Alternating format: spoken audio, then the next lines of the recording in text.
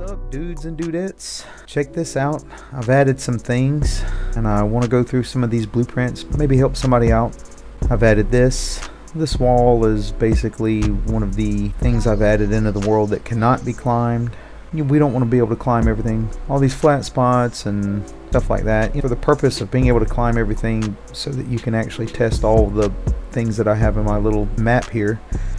I wanted to pretty much leave most things climbable, but I wanted to show that you could in fact make, and it's very easy. Oh my goodness, the system, it beats tags any day for something simple like this. Just a simple decision, can I not climb this? Using physical material, physics material, whatever it is. Pretty simple little fix here. In fact, we're going to go into it. So what I've went and done to make this possible is real simple. I think it's kind of clever. I'm sure people that actually know programming are going to tell me it's a mistake.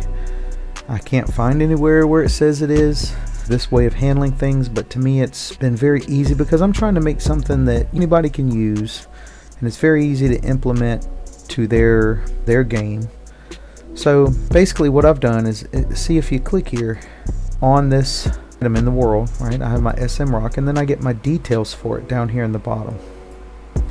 So you see, for the wall, its location is here, its rotation is this, here's its scale. But if I click on the rock, you see that this is defined to this rock, right? It has its static mesh, its material. But down here, if you scroll down, you'll see that it also has a physical material override. Now, simply by clicking on this, normally, right, it's going to be none, or whatever physical material you've added to it, say if it's destructible. But whatever type of physical material it is, usually starting with, say, default physical material, then you can simply take that material, right? You can find it if you search inside the content browser. Just search all, just look for physical material. Well, it probably helps if you, and you see you have physical materials, right? They're different than, because they come with rules on what happens when there's interaction with them. And we have just the simple default, that's default destructible. That's not what we're looking for. We're just looking for, there it is, default physical material. Now what you'll do is you'll just right click and you'll duplicate it. Now I've already done that, and I've got this, which is my climbing material. And so now, because the default physical material works inside of this, I can now choose for it to be climbing material because it's the same material, right? Whatever rules I've set for it, which actually I have changed a little bit for climbing materials. I've added the frictions. I've maxed out the frictions. It's actually helped a little bit when climbing this material for certain things that I'm doing. You don't have to do this. It's just a suggestion. It's really an experiment of my own at this time. It might have some adverse effects, but right now that's what I've done. And so I've just placed that in as my climbing material. That's step one. That's the easiest part. Then inside of my modified blueprint for my third-person character, which I have named third-person character climb, right, for all the things that I do, I've added these sections. This string color comments here, and if you go to them, you'll see that I've added a string. This is the beginning of the climbing process, right? I've mashed the button that I want to tell my character to start climbing, and it has to pass some rules, and one of them here, from the trace, the original trace that's sent out to find the thing that I'm going to climb and make all of the decisions whether or not it's climbable. Inside of one of the traces inside of this function, actually inside of two of them, I've dragged out their physical material. I'll go in here and just to show you what that looks like. Please excuse the mess, it's still a work in progress. I have these collapsed nodes, my velocity trace and my center trace. Anyone that's bought the product knows what this is, but it's pretty simple. I'll go into my center trace. It's just a really simple trace, sphere trace for objects. And when you break your hit, right, if you split the structure, this is just a regular out hit that I've split. Instead of bringing the tab out and for a break hit, I've just split it right here in the function. It's a little neater. And from my out hit physical material, right, it's just one of the options they give you, I've just placed it into the output of my collapsed node. And then From there, I've run it to the output of our function. And from there, I get the object name and I plug it in as a substring in a contains string node. So this contains string node is basically looking inside this section for this. Now if you print this, because I've changed the physical material of, say, rock to climbing material, right? It's just basically, it's so simple to really implement on anything, right? Just by going into your map and doing it, or as you build them, the things that you want climbed and the things you don't, just changing their physical material and then just adding that to this array. If it's not, then it won't allow us to start climbing if it's not a climbing material. So that's a real simple way to keep from updating that climbing and you're trying to climb things that you don't want to in the world. But then while you're climbing, it's a little bit more complicated. So while you're climbing, right, this is our while climbing, it runs the exact same climb trace function as our begin climbing, and inside this function are the same sets of collapsed trace nodes and the set of rules that we follow while we're climbing. And just like from our center trace where we got our out hit physical material, we're also getting that same trace from our velocity trace. Now this is a trace that basically searches out ahead of your character's velocity to find the normal that we rotate our character to keep them in sync with the world as they climb. Well, it's pretty simple. We can actually just completely get rid of this out hit location. Sorry to do this while we're doing this. Oh my goodness, I'm horrible at making videos. I'm much better at Unreal than I am making the videos. I hope you all have patience with me. But anyway, we actually have two traces here. One that looks for things directly to our sides as we're climbing in that direction, and one that of course reaches out to look for things that are in front of us as we climb. Anyway, this helps us predict our rotation and helps us keep that smooth rotation as we're taking corners and going through complex geometry in the world. And from these, we've done the same thing that we did in our center trace collapse node. We are taking our out hit physical material, right? I'm just basically getting both of them according to which one hits first, and putting it in our output of our collapse node. Just literally just from here, just drag it over, you add pin to the node, it adds that pin, and from there it leaves our velocity trace. We take it from here, we pull it over here to the output of our trace function. We drop it in and we get the next physical material, and that is actually what we are using back out here in our event graph. We get the display name.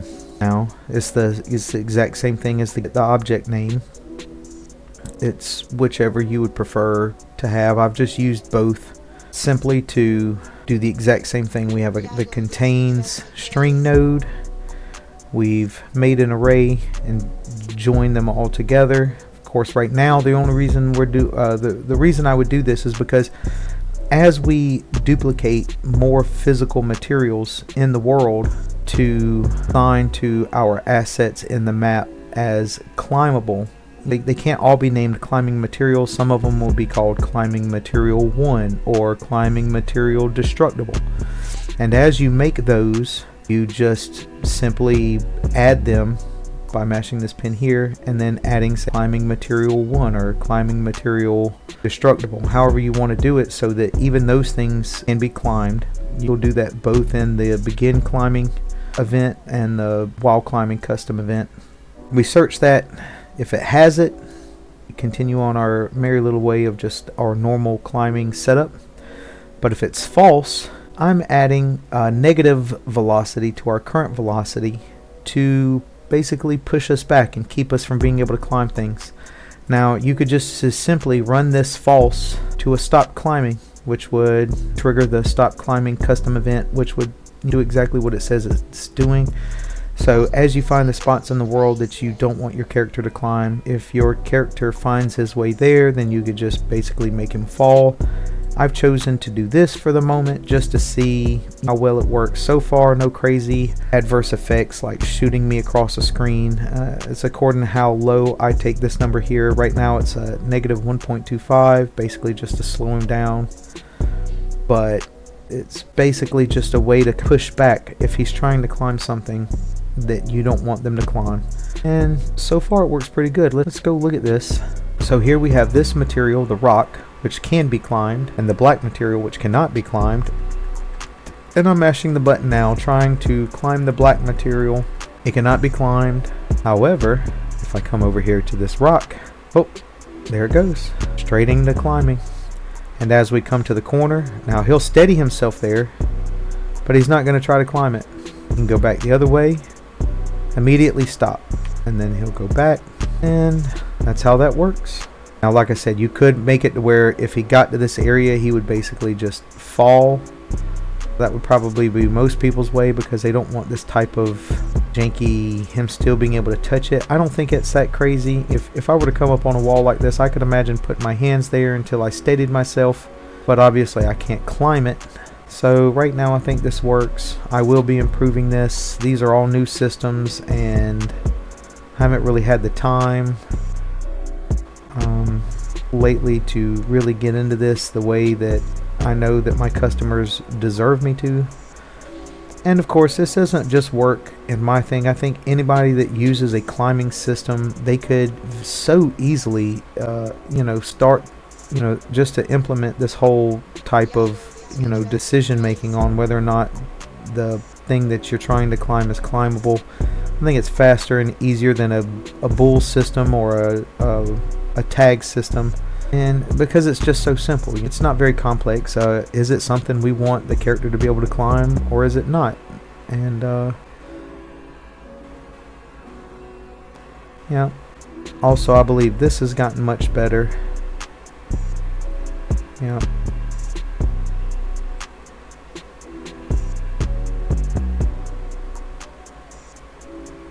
He takes corners much better.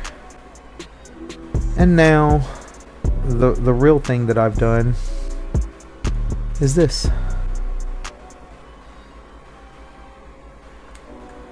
Oh no, we missed the ride.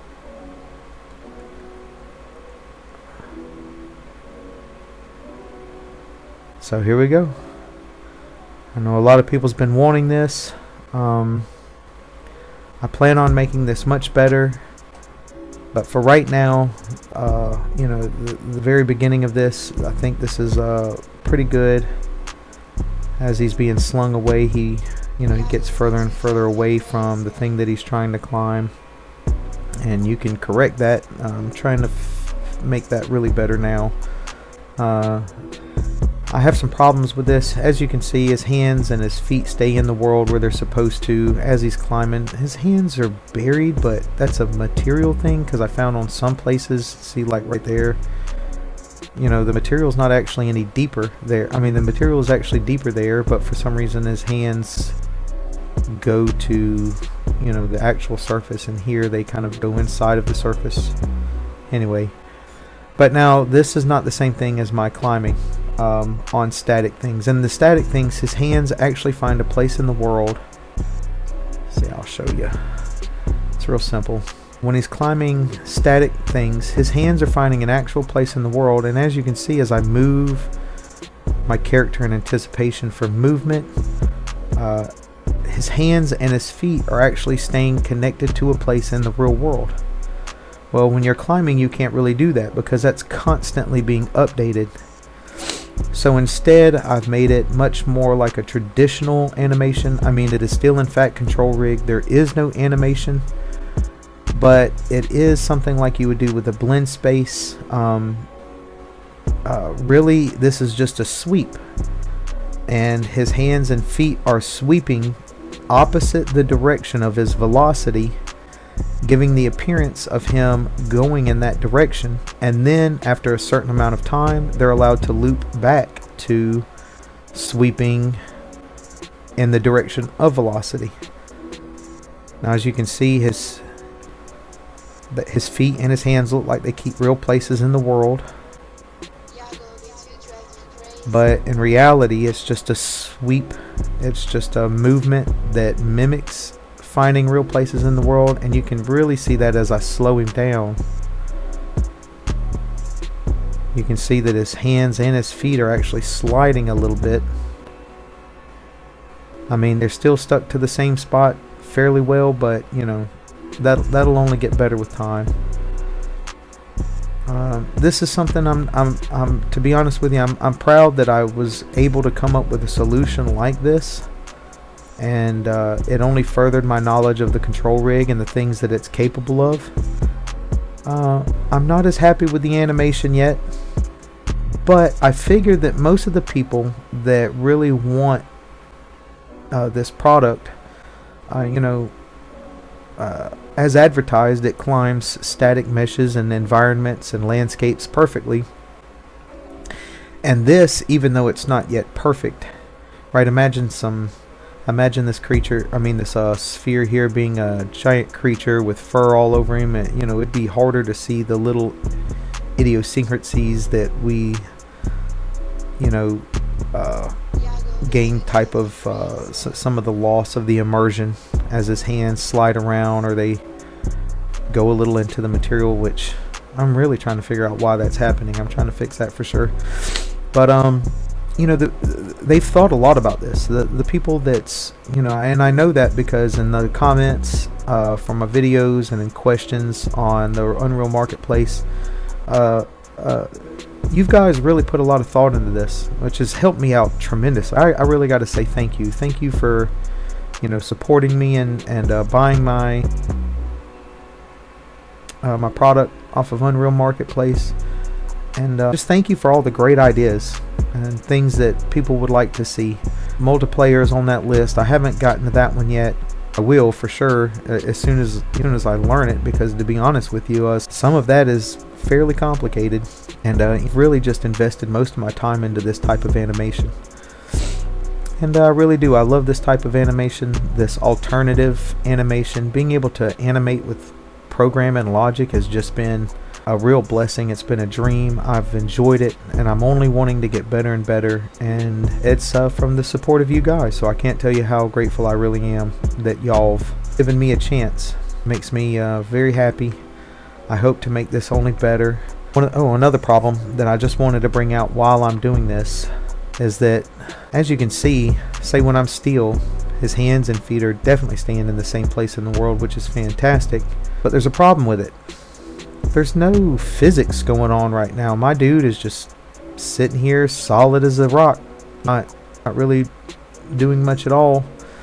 And yeah, you would think being slung around like this, your body would be slung. It would be extremely difficult to hold on, especially with your feet. I plan on adding that type of thing, because any physics that you do with stuff like this right here, of course it gets difficult to implement at times, but to me it's just the most fantastic way of animating. And I want to continue and make it better. I want to thank everyone again, and hope this little demonstration helps to show some of the things that I'm adding in my updated version. And hopefully, if anybody doesn't have patience for me to continuously improve, which I will be, this climbing on moving components especially, I'm still going to give you this in hopes that you can make it better, even better than what I've made it. That's the only reason I'm really including it, because in my world this isn't up to snuff yet. It's not good enough really as a main driver. It's not even a part of what I've advertised, and I'm not really going to. I'm going to call this version 2.0 mostly just because of other parts have been updated to an extent that I would finally be able to call this a version 2.0. And hopefully, like I said, this continues to be something that people are interested in. And I thank y'all again. Happy climbing.